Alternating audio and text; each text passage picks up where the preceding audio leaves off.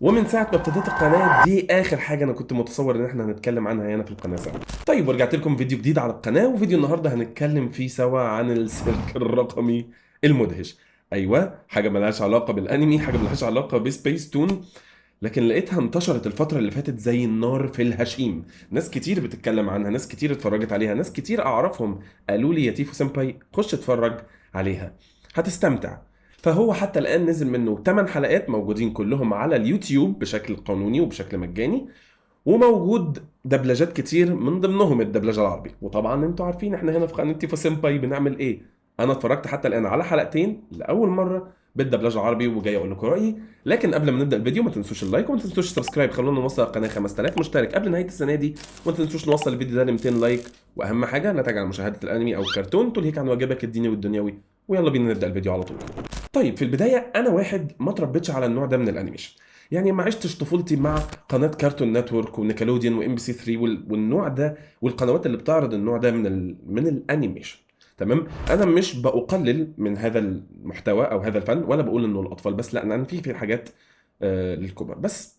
ما كانش ده النوع اللي بيستهويني. انا بحب اكتر ال 2 دي انيميشن، بحب الانيميشن المرسوم اكتر. حتى افلام ديزني كلها ال 2 دي بالنسبه لي تتفوق على افلام ال 3 دي، يمكن الاستثناء للقاعده دي شركه المرعبين المحدوده، لكن لكل قاعده استثناءات.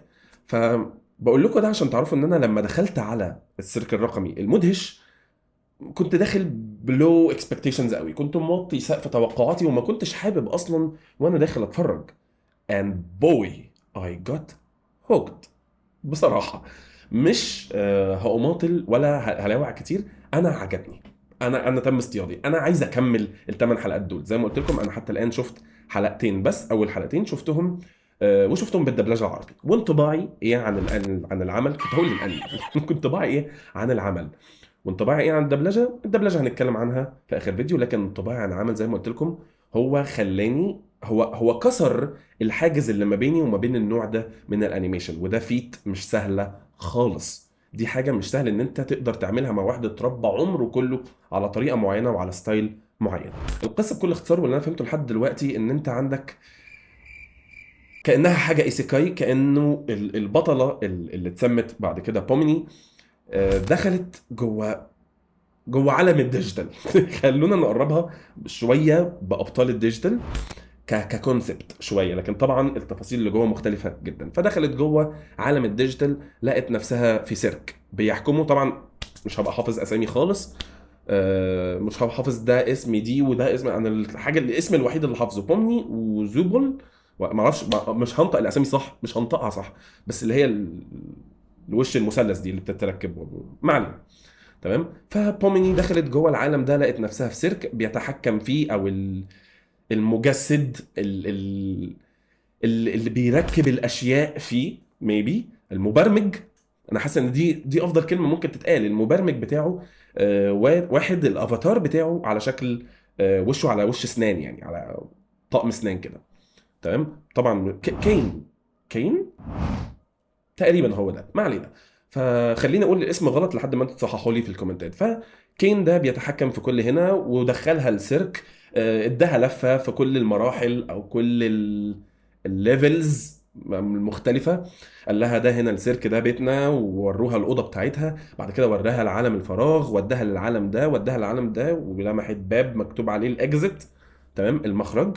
تمام، وهم في العالم ده واضح ان في كذا حد اتاخد من عالمه الاصلي. معرفش هم نفس العالم الحقيقي المفروض بتاعنا ولا لا، بس كذا حد اتاخد من العالم بتاعه واتجمعوا جوه السيرك ده ويئسوا من الخروج.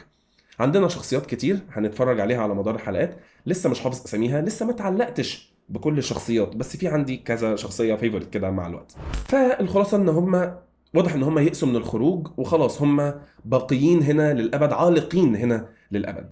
ف خلة السنان ده ولا طقم السنان اللي هو اسمه كين، عشان يعني يمنعهم من ان هم يفقدوا عقلهم ويتجننوا، بيديهم مغامرات، بيديهم بعض المهام ينفذوها. الموضوع فعلا محسسني ان هي فيديو جيم، ان هي ليفلات جيم يعني. حتى اول ما صديقي ايجي اوتاكو هو اللي نصحني ان انا اتفرج على العمل ده بالمناسبه، فاول ما قال لي الموضوع ده قلت له يا ايجي معايا، ادينا حاجه يا عم نتفرج عليها. اتفرج على فريرين طيب، بتكلم عنه على القناه، اعمل فيديو ناروتو اللي انا لحد دلوقتي لسه ما عملتوش، قولوا لي بالمناسبه تحت انتوا متحمسين نعمل مقارنه ناروتو سبيس تون وستارز بلاي ولا لا. المهم نرجع تاني للفيديو. فبصيت على شكل الشخصيات اللي هو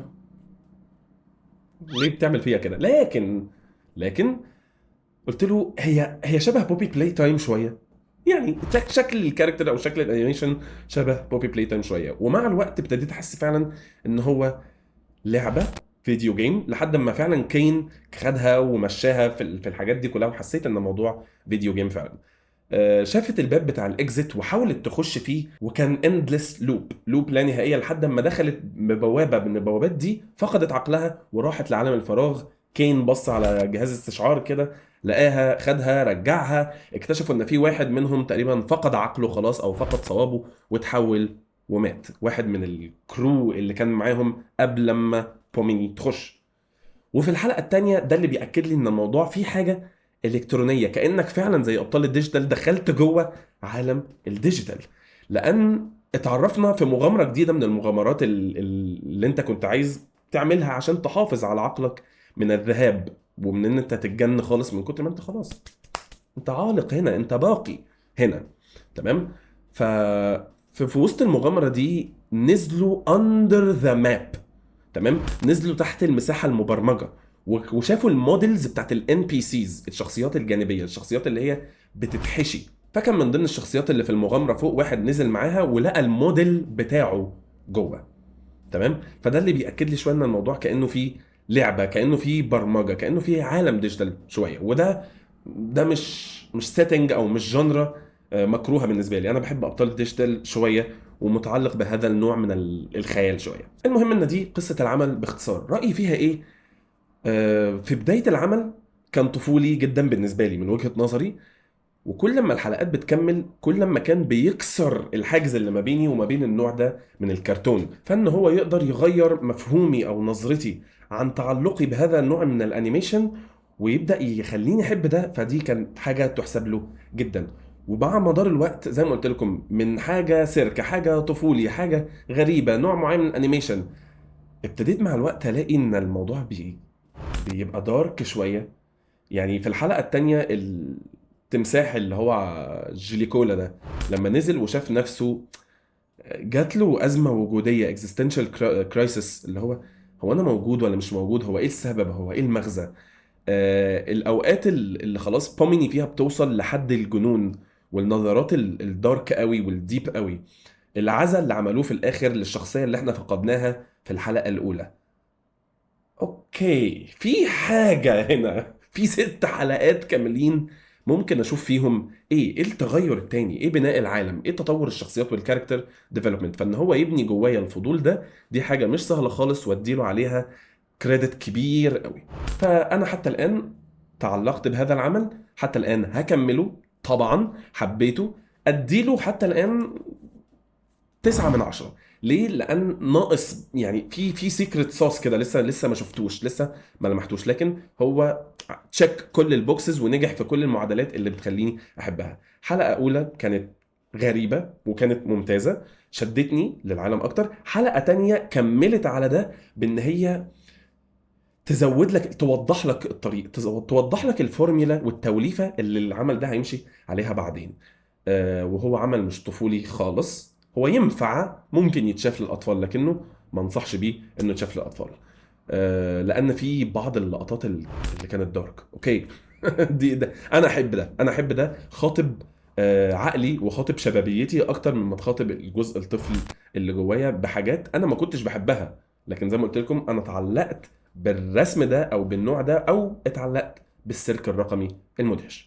من المميزات اللي ما قلتهاش بالمناسبه في الحاجات اللي عجباني الانسامبل، ان انا في شله، في عالم. انا مع نهايه الحلقه الثانيه انا ابتديت احس ان انا متعلق بيهم، ان انا معاهم. ابتديت احس ان انا مكان بوميني، ابتديت احس ان اللي بوميني بتمر بيه هو اللي المفروض انا احسه.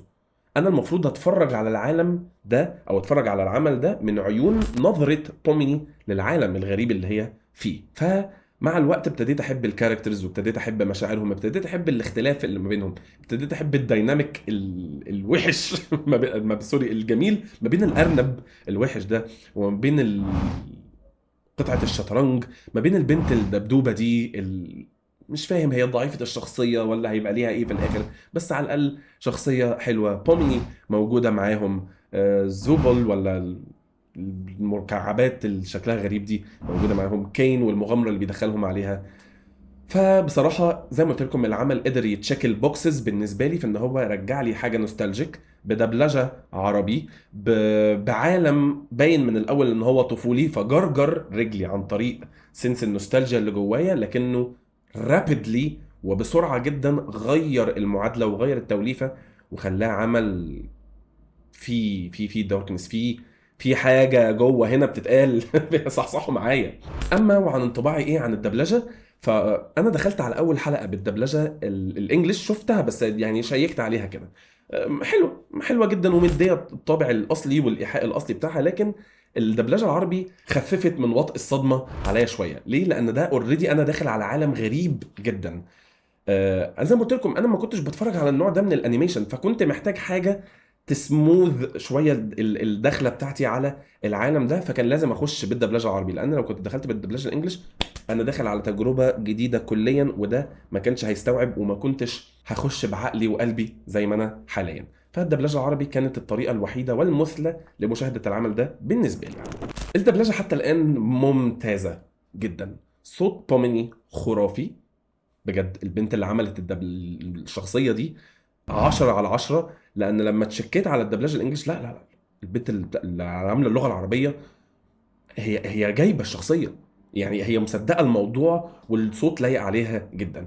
بقيه الشخصيات كلها حلوه بالنسبه لي. الكين تقريبا او طقم السنان ده صوته حلو جدا. الارنب هو عمال بيتكلم كده بس مديني الاحساس الخبيث الكونينج والدهاء والكلام ده كله. وبقيه الاصوات يعني ما كانش في شخصيه مميزه جدا بالنسبه لي، لكن البنت اللي هي الدبدوبه اللي هي كانت صاحبتها دي برضو صوتها كان كويس جدا، والباقي برضو اصواتهم عاديه، يعني ما فيش صوت اللي هو اوكي ايه الصوت الخرافي ده. لكن الدبلجه تديها كام من 10؟ اديها 10/10. الدبلجه حلوه جدا، لايقه جدا، وكانت مناسبه جدا بالنسبه لي بمعايير اللي انا كنت داخل اتفرج عليها. طيب، والسؤال اللي احنا بنتكلم عنه دايما في اخر كل حلقه، تنصحنا يا تيفو سامباي نتفرج على العمل ده ولا لا؟ ولو هتنصحنا نتفرج عليه، تنصحنا نتفرج عليه بالدبلجه العربي ولا لا؟ وتقييمك ايه لكل حاجه على حده؟ تقييم العمل ده حتى الان لحد الحلقه الثانيه 9/10. تقييمي للدبلجه 10/10. انصحكم تتفرجوا على العمل ده، انصحكم هيغير مفهومكم عن حاجات كتير، واظن ان انتوا هتحبوا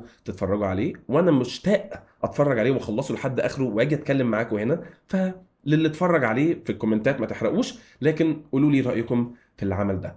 انصح اللي ما اتفرجش ان هو يتفرج، واللي ما اتفرجش انصحه يخش لاول مره بالدبلجه العربي، حلوه جدا وهتكوشن ذا بلو شويه، هتخفف وطئه احساسك بالدخول لعالم غريب وكرتوني وطفولي شويه، لان انت هتبدا بحاجه طفوليه فهيداعب مشاعرك وهيدغدغ قلبك وسنسك الطفولي، لكن رابيدلي الموضوع هيخليك قاعد بقى متاهب، اللي هو يلا هات اكتر من احداث، وهيبقى فيه كاركترز ولوكشه من الشخصيات كده، هتحس ان انت مرتاح في وجودك وسطيهم.